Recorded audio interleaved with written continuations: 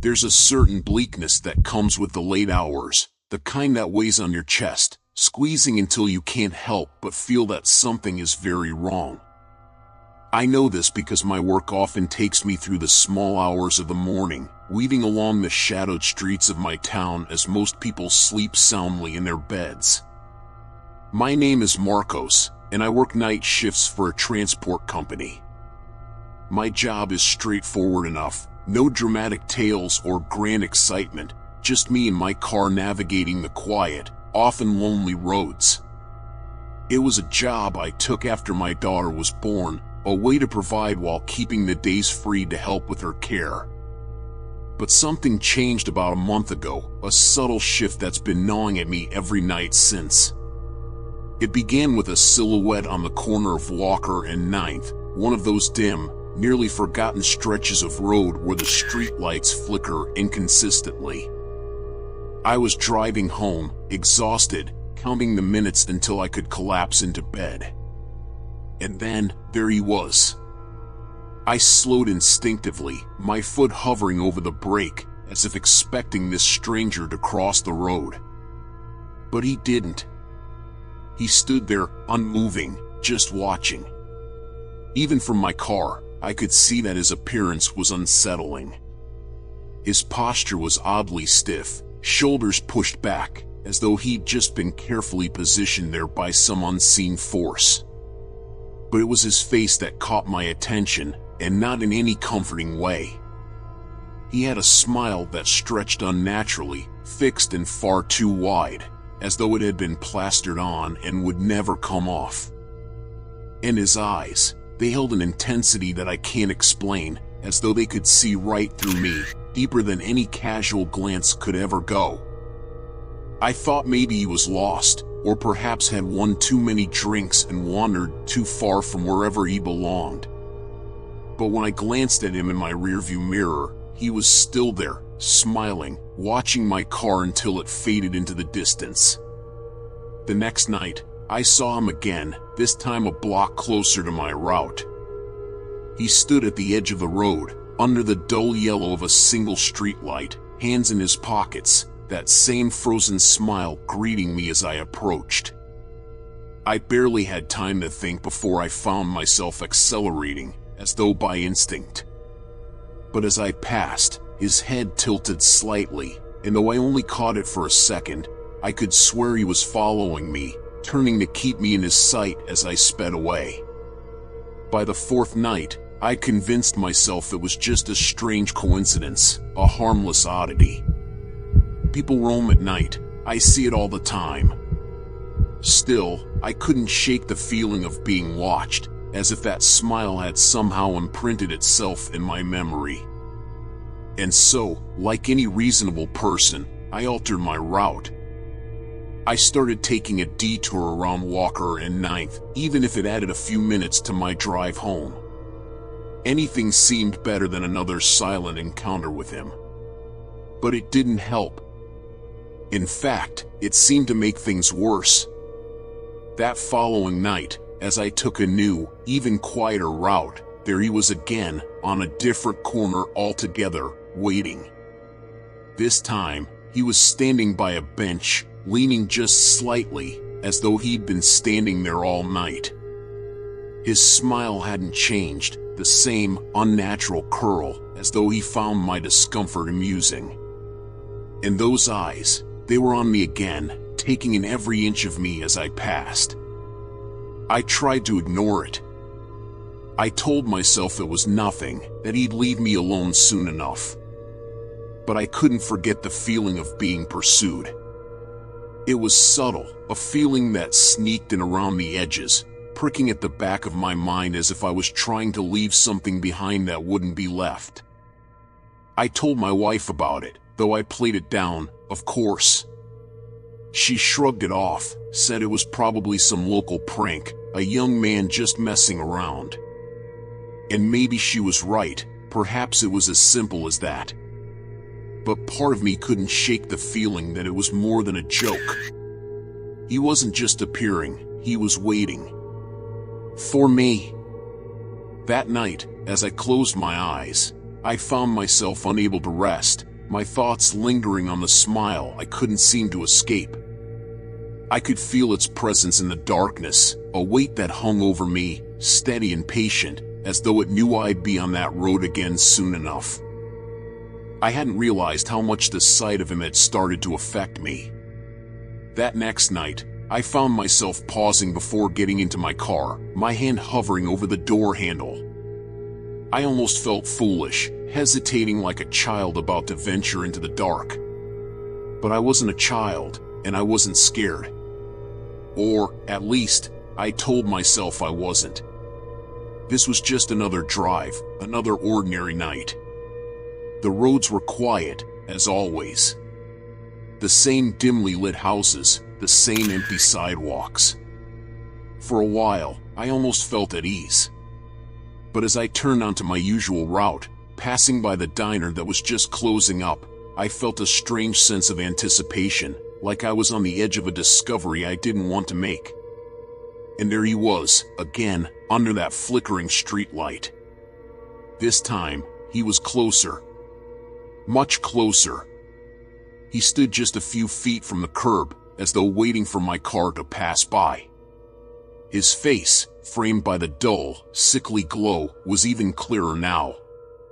The smile was as wide as ever, his lips stretched taut, frozen in that disturbing, unnatural expression.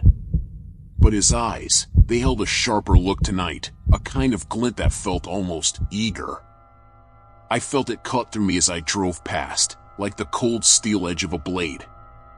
I tried not to look directly at him, to keep my gaze fixed on the road. But something about that smile pulled me in, a magnetism I couldn't resist. I felt my grip tighten on the wheel, knuckles white against the dark. I didn't realize how tense I was until I turned the corner, putting him out of sight. The further I drove, the heavier my thoughts became. Each block felt slower, as though I were moving through water. The streets were empty, eerily silent, but I couldn't shake the sensation that he was still there. Watching. Following. When I finally reached my street, I practically stumbled out of the car, keys jangling in my hand as I fumbled with the lock to the front door. I could feel a prickle at the back of my neck, that unshakable sensation that I wasn't alone. With a final shove, I slipped inside and locked the door behind me, breathing a sigh of relief as I leaned against it.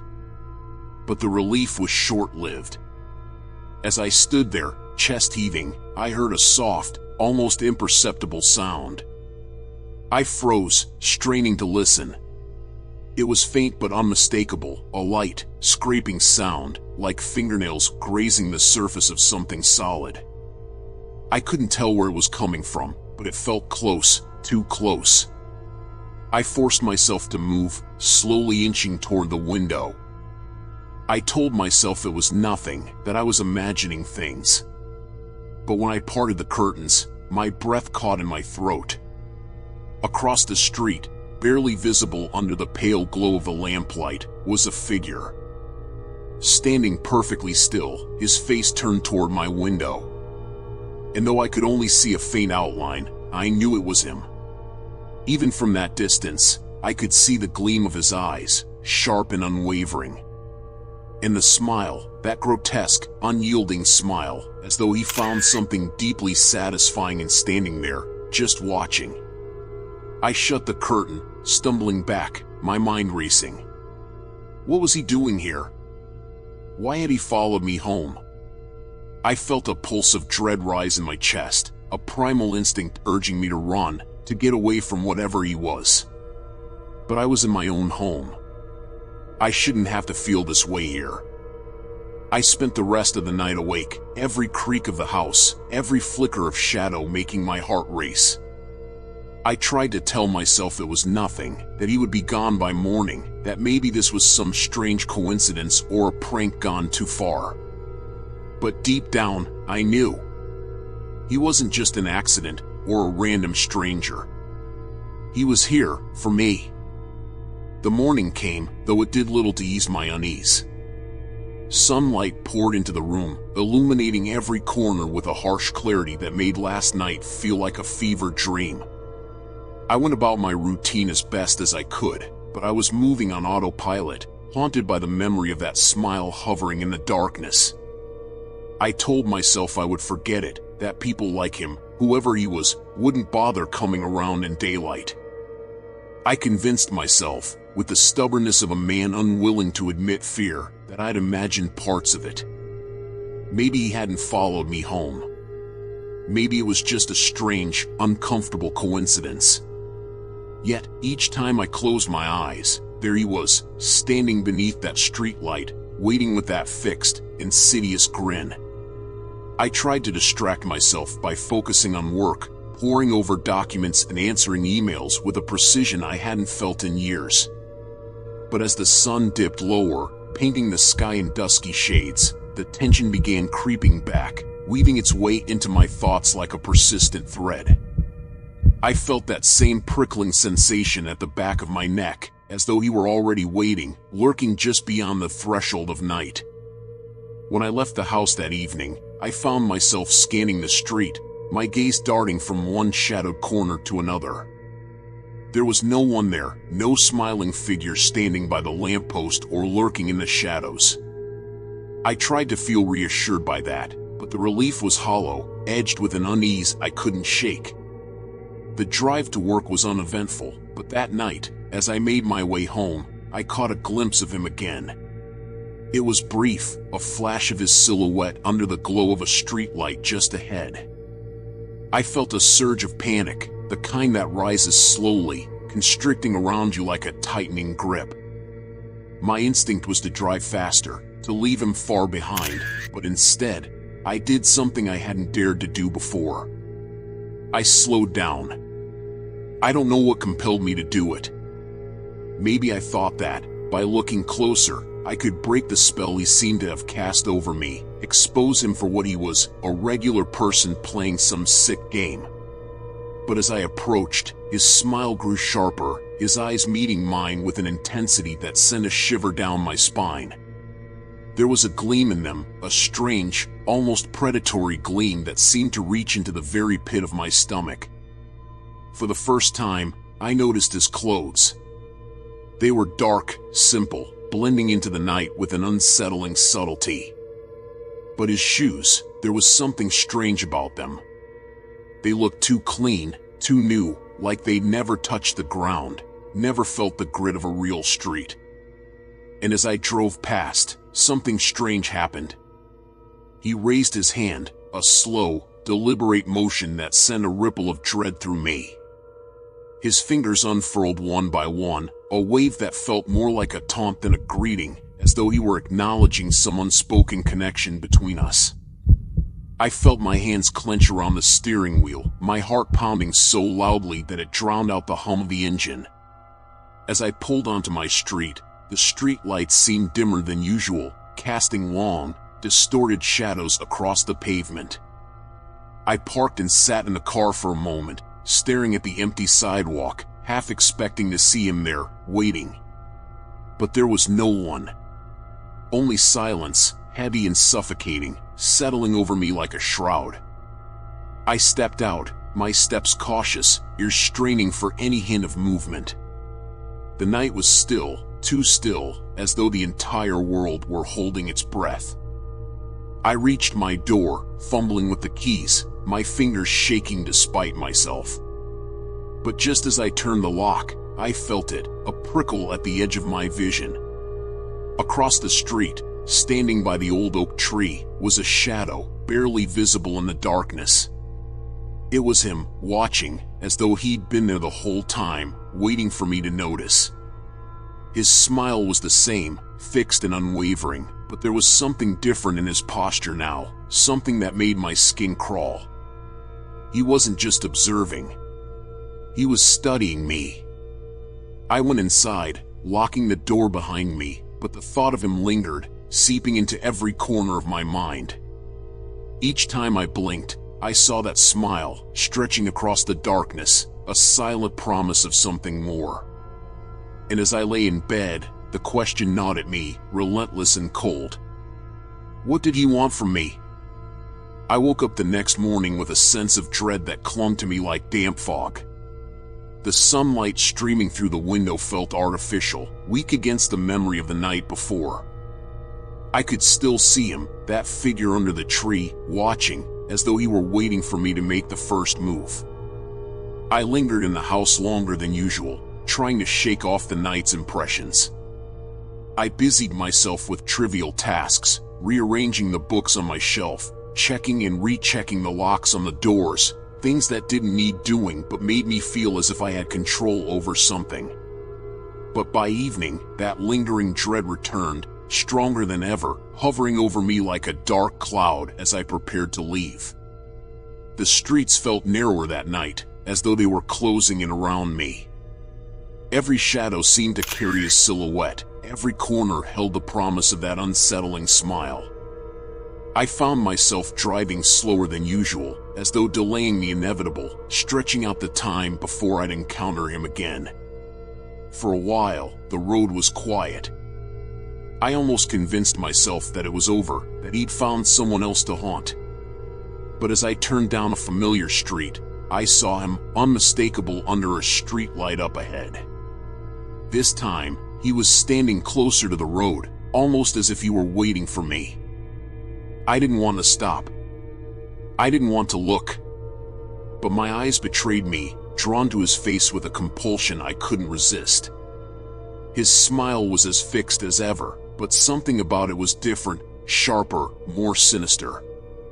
His eyes followed me as I passed, and I could feel them, like twin needles pressing into my back. And then he did something I hadn't expected. He began to walk. At first, it was slow, a languid stride as if he were simply strolling down the street. But his gaze was locked on me, that same unyielding, unnatural smile stretching across his face. I accelerated, trying to put as much distance between us as possible, but a glance in the rearview mirror told me he was still there, moving faster, his pace quickening as if spurred on by my attempt to escape. My heart pounded as I rounded the next corner, my mind racing with possibilities. He couldn't really be following me, could he? Surely, he would stop, turn around, and disappear into the night like a bad dream. But when I dared another look back, he was still there, closer this time, his figure distorted in the faint glow of the streetlights. I sped up, taking the next turn sharply, and for a brief moment, I lost sight of him. Relief washed over me, cold and sudden, but it was short-lived. As I approached my street, a sense of foreboding settled over me, heavy and oppressive. I could feel him before I saw him, like a presence lingering just out of sight, a shadow stretching toward me with silent intent. I parked in front of my house, my fingers fumbling with the keys as I tried to steady my breathing. But as I turned to lock the car, I caught sight of him at the end of the street, standing still, watching me. His smile was impossibly wide, an expression that seemed almost triumphant, as though he'd finally cornered his prey. I hurried inside, locking the door behind me, my heart racing as I peered through the window. He hadn't moved. He stood there, a statue in the shadows, his eyes fixed on my house. And for the first time, a terrible realization washed over me. This wasn't some game, some twisted prank. He wasn't just following me. He was marking me, like a hunter circling his quarry, waiting for the perfect moment to close in. The night wore on, each passing hour stretching into eternity.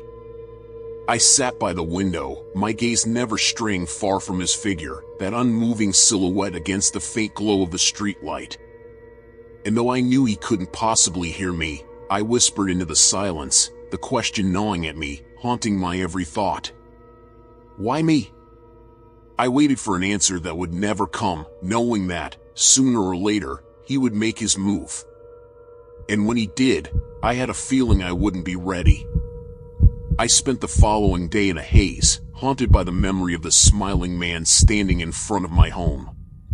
Sleep had come only in restless fragments, each one shattered by the image of his face, that grin carved deep into my mind. By the time morning arrived, my nerves felt like frayed wires, sparking and buzzing beneath my skin. I thought about calling someone, explaining the situation, but each attempt fell flat before it even began.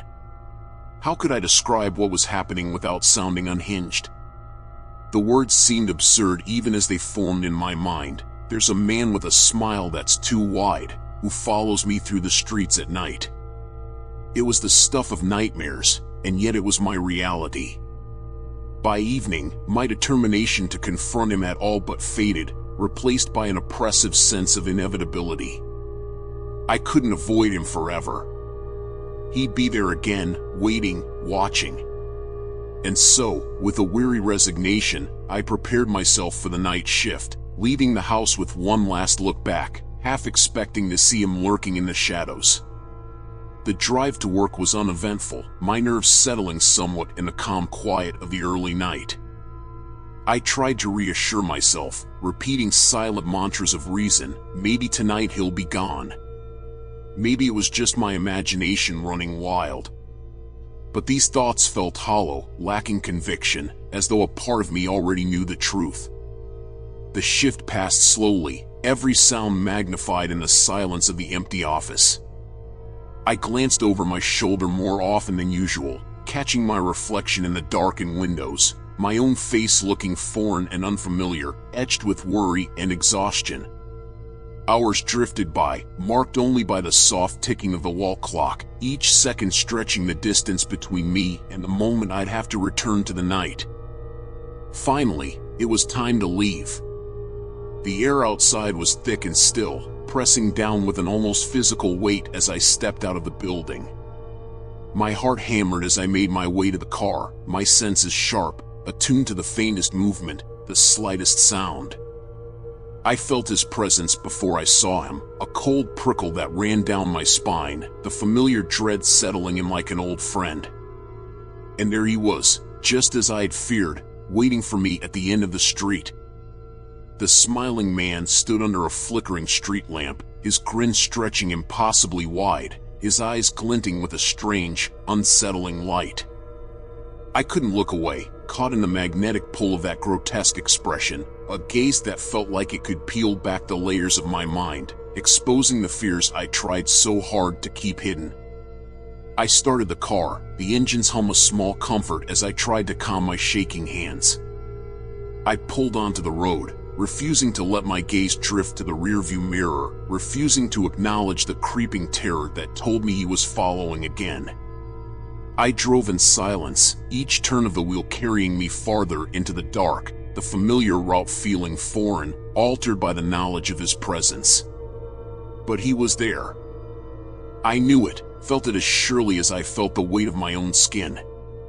The smiling man was pacing me, lurking in the shadows, his relentless presence pressing in on all sides.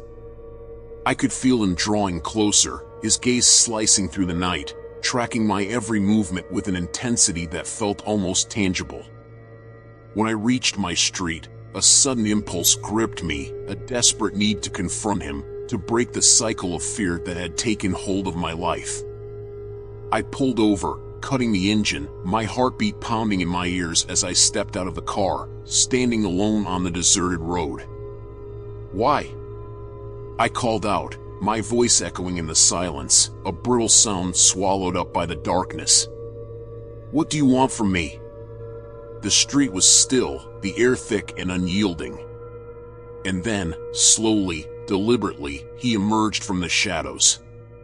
He moved with a terrible grace, his steps light and measured, as if he were gliding toward me rather than walking.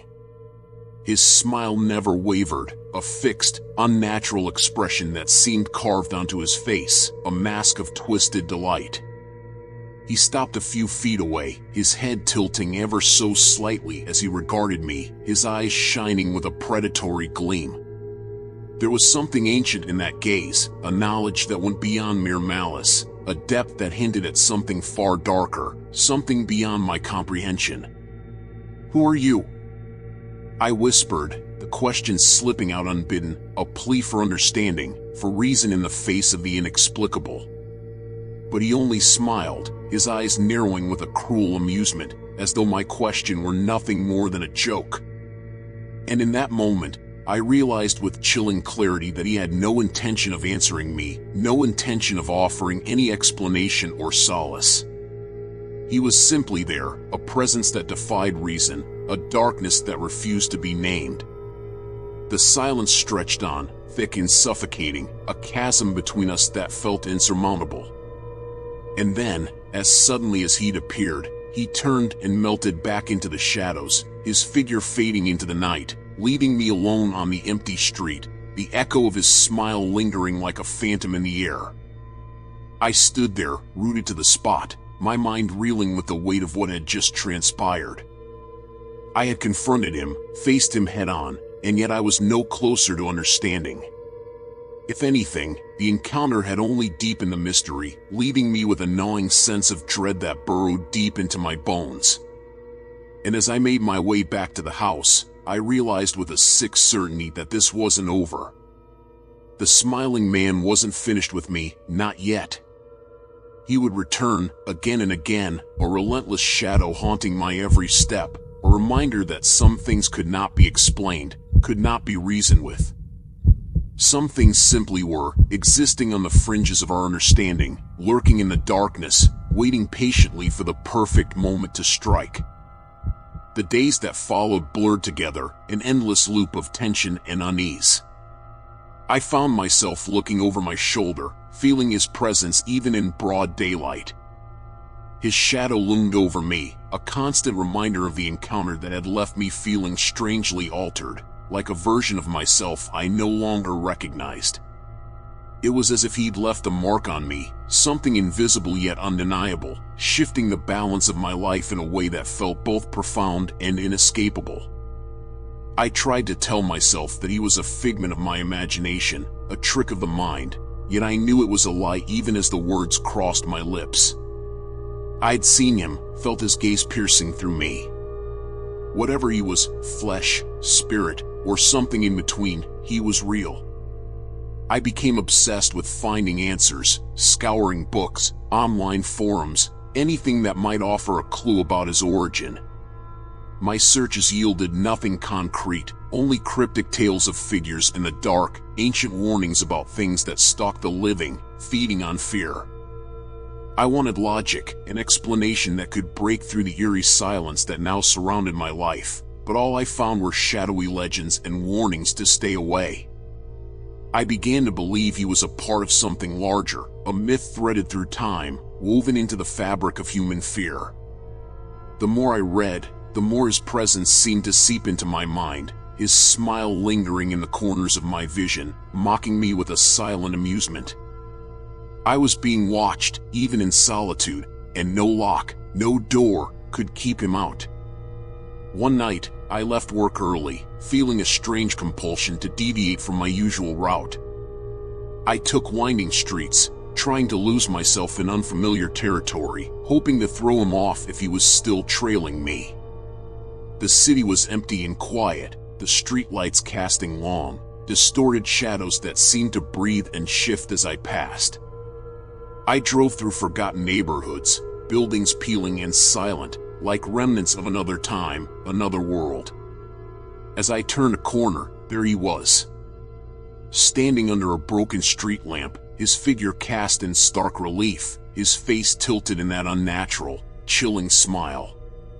I slammed on the brakes, the car screeching to a halt, my heart pounding as I gripped the wheel, caught in the trap of his gaze. He was closer than ever, close enough that I could see the slight gleam in his eyes, a hint of something ancient and knowing lurking behind that frozen grin. But this time, he didn't move. He simply watched, his body perfectly still, an unmoving shadow framed by the flickering light. I realized, with a dawning sense of horror, that I was the one who couldn't move.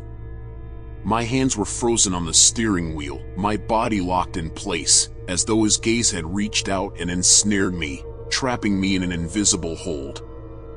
A wave of nausea washed over me, a visceral dread that clawed at my throat as I fought to break free, to turn the car and drive away. But his smile deepened, a silent taunt, as though he knew exactly what he was doing to me, as though he could see straight into the depths of my fear, feeding on it, savoring it. Then, without warning, he lifted a hand, a slow, deliberate gesture that sent a jolt of terror through my spine. He pointed at me, his finger extended like a weapon, a silent accusation that held all the weight of an impending sentence. And in that moment, I understood. He was marking me, claiming me in a way that felt both surreal and terrifyingly final. He lowered his hand, and in the next instant, the street light flickered, plunging the street into darkness.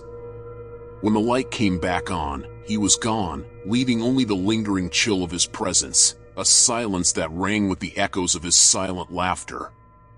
I sat there, my mind reeling, the remnants of his gaze still burning in my memory.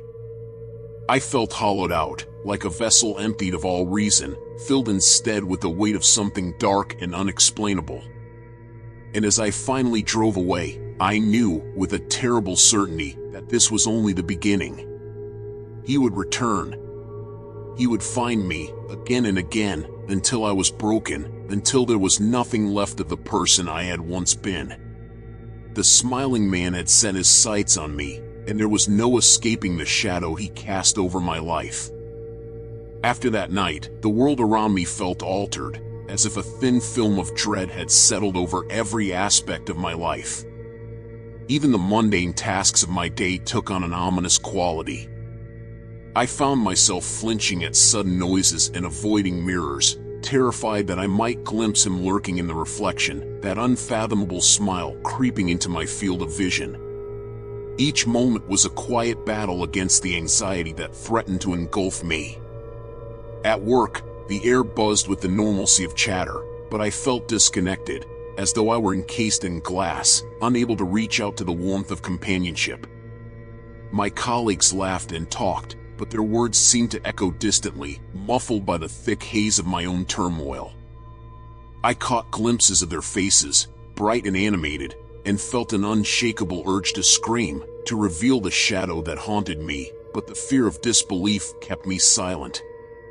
It was during one of these drab shifts, as I stacked boxes in the storeroom, that I received an unexpected visit. Marlene, a kind but inquisitive woman from accounts, approached me with an air of concern.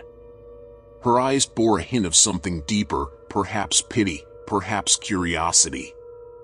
"You've been a bit off lately, haven't you?" she said, her voice laced with genuine warmth.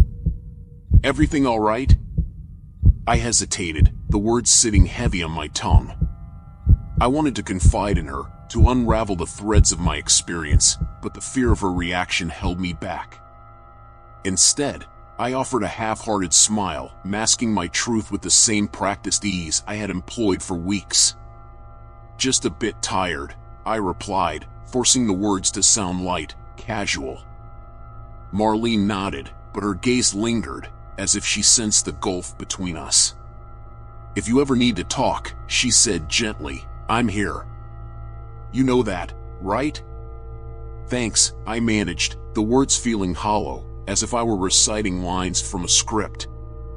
But as she walked away, a flicker of something ignited within me. Perhaps I wasn't entirely alone.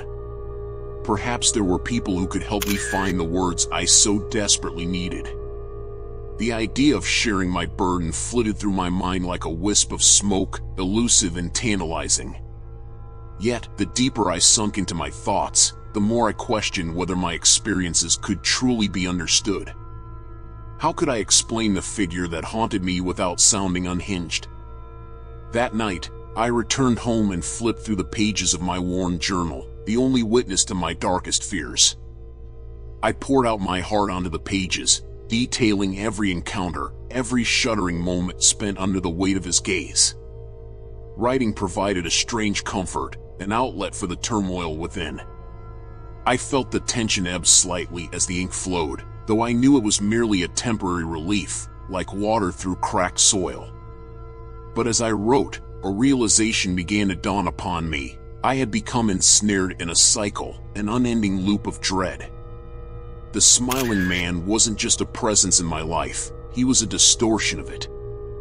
I had surrendered too much to fear, allowing it to reshape my reality. The next evening, emboldened by my written confessions, I decided to take a different route home. I would confront my fears, challenge the hold he had over me. As I stepped out into the night, I felt the thrill of uncertainty mingled with a hint of hope. The streets were quieter than usual, the shadows lengthening as the sun dipped below the horizon. I walked with purpose, my heart racing, but this time not entirely with fear. I was determined to reclaim my space, to walk the world unafraid. Halfway through my journey, a rustle caught my attention. I turned, instinctively looking for the source, and for a moment, I convinced myself that I had imagined it. But as I pressed on, the sensation of being watched crept back in, a chilling familiarity that set my skin on edge. I quickened my pace, the familiar route twisting into a path I hadn't planned on taking. And then I saw him again, the silhouette, unmistakable, standing against the backdrop of an alleyway, that grin cutting through the dimness like a knife. In an instant, the exhilaration of defiance turned to ice in my veins. I felt the ground shift beneath me, my resolve faltering as I realized I had not escaped him. The smiling man was there, as if waiting for me, that unyielding smile illuminating the darkness with an unsettling radiance. With a sudden rush of adrenaline, I turned and fled, each step pounding against the pavement, drowning out the sounds of the night. I heard nothing, not even my own breath, as I raced toward home, desperate to break free from the nightmare he represented. But deep down, I knew the truth: running wouldn't save me. He would always be there, lurking in the corners of my mind, an indelible mark upon my life. No matter how far I ran, his smile would follow me, a sinister reminder of the darkness that had crept in and claimed a part of my soul. And so I ran, knowing all too well that I was merely postponing the inevitable encounter that awaited me, and in the depths of my heart, I couldn't shake the feeling that the worst was yet to come. In the days that followed, I clung to the routines of my life, the mundane tasks that felt almost sacred in their predictability. The ritual of waking, working, returning home, it all took on a strange importance, as if by adhering strictly to these routines, I could keep the smiling man at bay. Yet, no matter how faithfully I adhered to the motions of normalcy, his presence lingered, an intangible weight pressing on my chest, day and night. I found myself growing more vigilant, scanning every shadow, every silhouette in my peripheral vision. The tiniest movement would set me on edge, my heart leaping as I imagined that familiar grin in the dark. My nights were spent half awake, listening to the soft creaks and whispers of the house settling, each sound magnified into a potential sign of his arrival. Sleep had become a fragile privilege, something that slipped away the moment I tried to grasp it. One evening, after a particularly long shift, I sat by my living room window, peering out into the quiet street below. The glow of the streetlights cast a dim, amber hue over the empty sidewalks, illuminating a world that felt eerily detached from my own. Outside, life continued in peaceful silence, as though my private torment were some parallel reality no one else could perceive. I envied them, the strangers who walked those streets unaware of the man who watched, who smiled, who waited. A thought crept into my mind, one that I had tried to avoid since that night in the alleyway. What if I had simply imagined him? What if, in my weariness and solitude, I had conjured this figure from some dormant part of my psyche? After all, my life had become monotonous, punctuated only by those silent, solitary walks home, and the cold comfort of an empty apartment. I wanted to believe it was all in my head, that I had fabricated him in some misguided attempt to make my world feel less empty. Yet, even as I clung to this rationalization, something within me resisted. I knew, deep down, that the smiling man was not a product of my mind.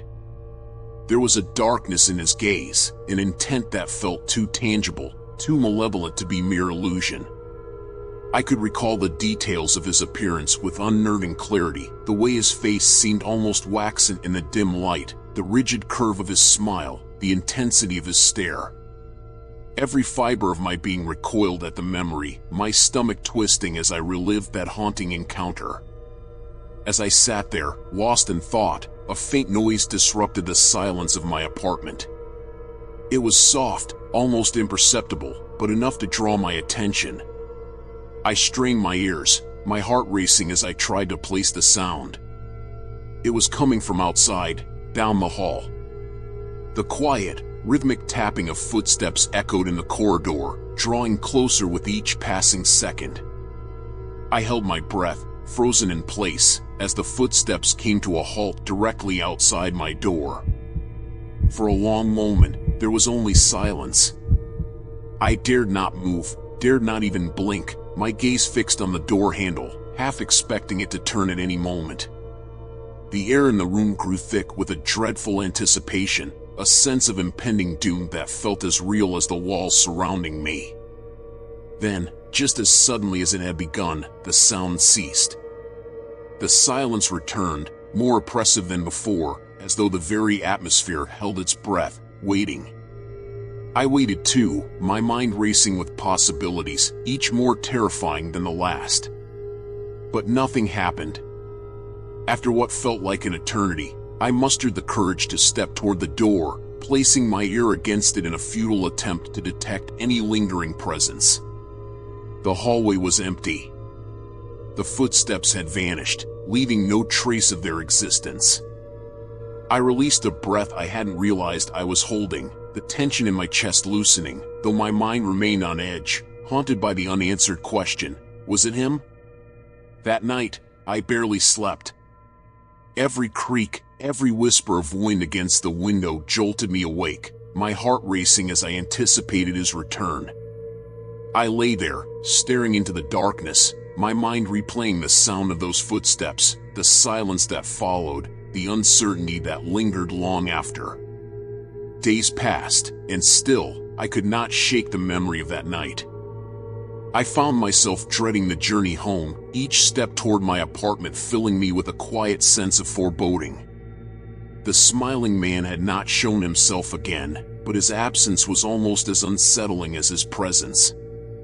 It was as though he had receded into the shadows, lurking just out of sight, waiting for the right moment to emerge. The sense of waiting gnawed at me, a constant, insidious reminder that he was still out there, somewhere, watching. I had no way of knowing when or where he would strike next, but the fear remained, burrowing deeper into my mind with each passing day. I was no longer a man in control of his life. I was a puppet, bound by invisible strings, dancing to the tune of a nightmare that refused to end.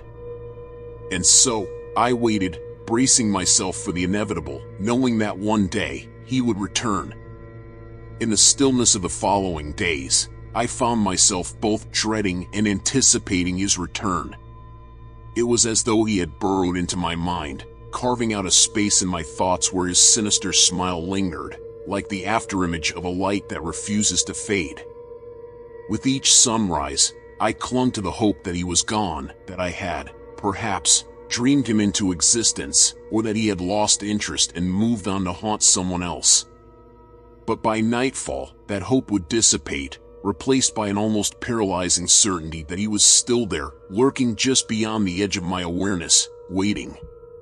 One evening, as the sun dipped below the horizon, casting the sky in a dull wash of gray, I felt an unmistakable chill creep over me, the kind that seemed to originate not from the outside world but from within my very soul.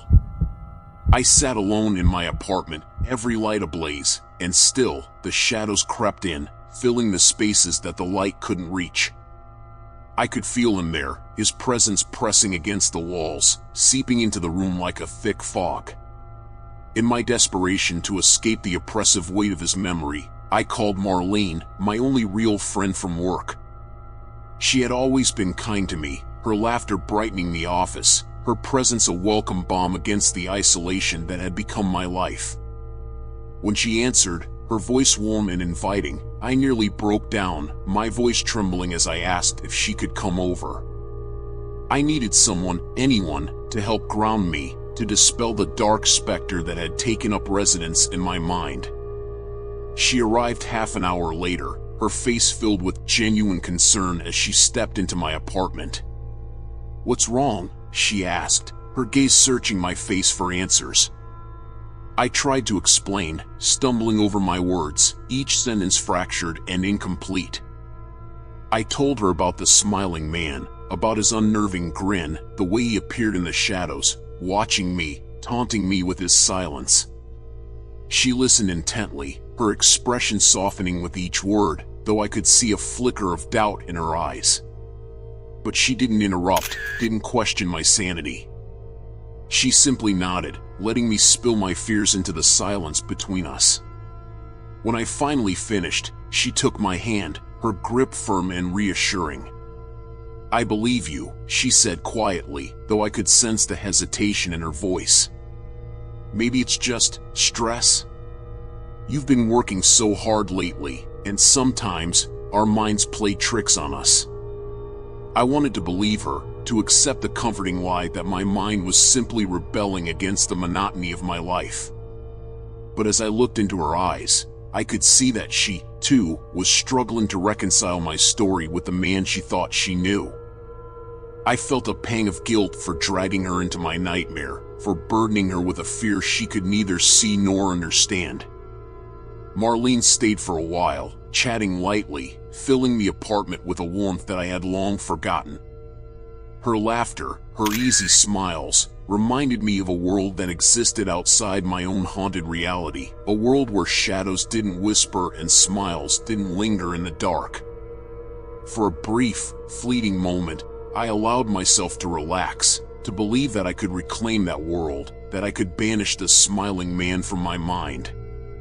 But as the night wore on, and Marlene finally left, the shadows returned, settling into the corners of the room like old, familiar friends. The silence was louder than before, pressing in on me with a suffocating weight. I tried to shake off the feeling, to convince myself that Marlene's visit had exorcised my fears. But as I closed the door behind her, I couldn't shake the sense that he was there, just beyond the threshold, his grin waiting for me in the darkness. Sleep eluded me once more, and I found myself wandering the apartment, checking the locks, peering out the windows, searching for any sign of him. Each creak, each whisper of the wind, set my nerves on edge, my heart pounding in my chest. The walls seemed to close in around me, the air thick with an unspoken menace that I couldn't escape. As dawn broke, casting a pale light over the city, I collapsed onto my bed, exhausted but unable to close my eyes. I knew, deep down, that I was trapped in a game I couldn't win, that the smiling man would continue to haunt me, his presence a constant reminder of the darkness that had taken root within me. And as I lay there, staring at the ceiling, a single thought echoed through my mind, chilling in its simplicity: he was never going to leave. The days that followed passed in a strange blur, each one identical to the last. I went to work, returned home, checked the locks, and sat in silence, waiting. The smiling man had left an indelible mark, a scar that throbbed with each passing night. Every creak of the floorboards, every shadow stretching across the walls, carried his silent promise: I am still here. My conversations with Marlene became my only lifeline. She encouraged me to go out, to distract myself, but I couldn't bring myself to leave my apartment after dark. I had become a prisoner in my own life, bound by the inexplicable fear that he would be waiting if I dared step out. One evening, when the silence in my apartment became unbearable, I decided to take Marlene's advice and leave, just for a short walk. I told myself I'd only go to the corner store and back a small step. The air outside was cool, the streets quiet under the dim glow of street lamps. The simple act of walking felt foreign, but liberating. The store's light was a warm reprieve from the night. I lingered in the aisles, pretending to browse, savoring the familiarity of being among others, of feeling like myself again. But eventually, I couldn't delay any longer, and with a sigh, I headed back out into the empty street. That's when I saw him. He stood a few yards away, leaning casually against a lamp post. The same worn suit, the same impossibly wide smile, stretched so far that it looked more like a grimace. His eyes met mine, and for a second, I forgot to breathe. I was frozen, caught in his gaze, feeling a sense of inevitability settle over me. He hadn't come closer, he hadn't taken a single step. He simply waited, as though this were his own twisted version of patience. My feet moved before my mind could process it, turning and taking hurried steps back toward my apartment. I didn't dare look back. My pulse pounded in my ears, and every shadow seemed to shift in the edges of my vision. By the time I reached my building and locked the door behind me, I was shaking so violently that I could barely hold my keys. I staggered up the stairs, locking myself inside my apartment as though that simple act could keep him out. But even as I sank to the floor, struggling to catch my breath, a dreadful realization settled over me. It wasn't just that he was there, that he had found me again. It was that he hadn't been waiting outside by accident. He had known that I would be there. For the next week, I didn't leave my apartment, barely ate or slept, existing in a state of constant vigilance. Marlene's calls became a reminder of the world outside, but I could no longer bring myself to answer. What was the point? There was no one she could call, nothing she could say to free me from the grip of the smiling man's gaze. Then, one night, in the small hours of the morning, a gentle tapping came from my window. I froze, heart pounding, every nerve on edge. The tapping came again, deliberate, patient, as though he knew I was listening. Slowly, I turned to look, my eyes drawn to the window as though by some terrible compulsion. And there he was, his face pressed against the glass, his smile impossibly wide, his eyes fixed unblinkingly on mine. He held my gaze, and I felt the last shred of my resolve crumble under his stare. He was no longer just a man or even a figure haunting the edges of my vision. He had become something deeper, something woven into my very soul. For a long time, we simply stared at each other, as though locked in some silent pact. I don't know how long he remained there, but when he finally turned and walked away, I knew that he had left a part of himself behind, a shadow that would never truly disappear. After that night, I no longer saw him, but the emptiness he left was somehow worse. Every smile I saw in the street, every shadow on the walls, seemed to carry his echo. I had become a hollow version of myself, haunted by a ghost that no one else could see. And somewhere in the depths of my mind, his smile lingered, a reminder that he was never truly gone, merely waiting, patient as ever, for the night I would finally look back.